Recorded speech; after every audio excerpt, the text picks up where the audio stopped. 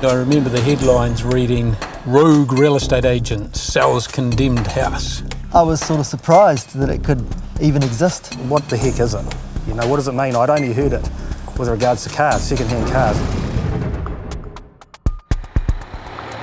The true meaning of a as-is, where-is sale is where an owner has accepted a cash settlement for their earthquake-damaged home. The property hasn't been remediated, and then it's been offered on that basis, non-remediated, and the owner retains the funds. As far as I'm aware, it's not been done in any other cities. It's a Christchurch, a particular thing for Christchurch. I guess the thing that I thought right from the get-go was, hang on, here's a house that's been written off by the insurer, or at least is very badly damaged to the extent that they have decided they're going to pay you out in cash and not fix it. And you're putting some tenants into it. What if there's another earthquake? What happens then? The options for renters who are low income, who can't access community housing, social housing, is a lot of these as-is, where-is houses, which are being rented out at a lesser rate because they're damaged. And we're sort of committing these people to living in less than ideal renting conditions. We were offered a cash settlement on the house, and I guess an option for us was to just sell up and go and buy somewhere else. But for us, leaving a damaged house for a poorer family to have to live in wasn't an option. So that means demolition? It means demolition.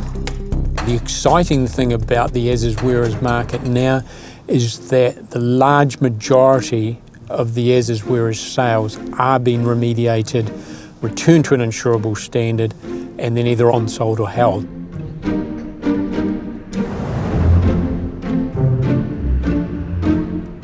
So yes, the bottom line is you do need to be a cash buyer, or you do need a very good equity base. Banks are pretty cautious about lending on an as-is, where-is properties. We do have clients, of course, that are making a living out of buying as-is, where-is properties, remediating them, and then on selling. And look, I take my hat off to them. They are opportunists. I used to be a shark fisherman and a deckhand on a prawn trawler. Building, which is kind of what led me into this side of things.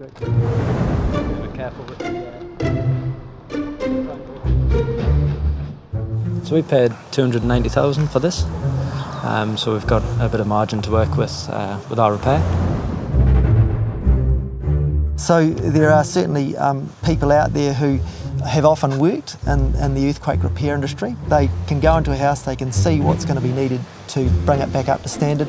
The new foundation systems and so on that are available now, they can lift the house up, put a new foundation underneath it, get their producer statements, get it reinsured, because that's the key.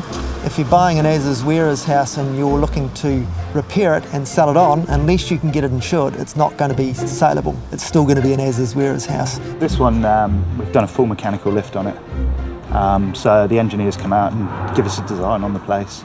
You can see where they've cut around the edge of the foundation, so the house has already been lifted. They've lifted the foundation on this property. Up until now, quite substantial foundation work has been able to be done. Lifting up a house, replacing the foundations, no building consent required. Council wasn't involved. It was an exemption. Yes, there are some out there that we do have concerns with. Some of the processes sometimes are a little bit flimsy, and we're aware of that, so we would always pass that on. As-is houses has created in our city a whole lot of unstable houses that need rebuilding, and people in good faith, maybe not the first purchaser but the second or third purchaser of that house, will end up with some major problems. So down the road, is a potential buyer going to know the history of the house? Well, probably not. It's going to be quite difficult 10 years down the track. I surmise that maybe someone might set up a database, maybe the council might set up a database, maybe it might go on the limbs.